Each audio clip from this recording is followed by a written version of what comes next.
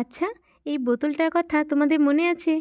পেপসির বোতলে প্রথমবার bottle art করেছিলাম। এটাকে ফ্লাওয়ার ভাস হিসেবে কিন্তু খুবই সুন্দর লাগছে। কিন্তু দেখো, ফ্লাওয়ার ভাসে ফ্লাওয়ারই নেই। তাই আজ ফ্লাওয়ার বানাবো, যে জিনিসটা বানাতে আমার সবথেকে বেশি ভালো লাগে। আজ বানাবো সূর্যমুখী ফুল। কেন জানি না, ফুল বানাতে গিয়ে এই সূর্যমুখী ফুলটার কথাই প্রথম মাথায় এলো। আজকে একটা বড় সাইজের ফুল বানাবো, যেন এই ছোট বোতলটাকে একটা ফুলই কভার করে দেয়। সেই মতো বানাতেও বসে গেছি। দেখবে, দোকান থেকে ফ্লাওয়ার ভাস ফ্লাওয়ার আমরা যতই কিনে আনি না কেন, হাতে বানানো জিনিসগুলোই একটু বেশি নজর কেড়ে নেয়। সমস্ত দোকান থেকে কিনে আনা জিনিসকেও হার মানিয়ে দেয়।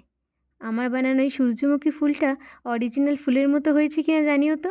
তোমাদের লাইক কমেন্ট আমার এই কাজের প্রতি উৎসাহ অনেক গুণ বাড়িয়ে দেয়। ভালো লাগলে চ্যানেলটা সাবস্ক্রাইব করে দিও। আর জিনিসটা কেমন লাগলো অবশ্যই কমেন্ট করে জানিও। টাটা।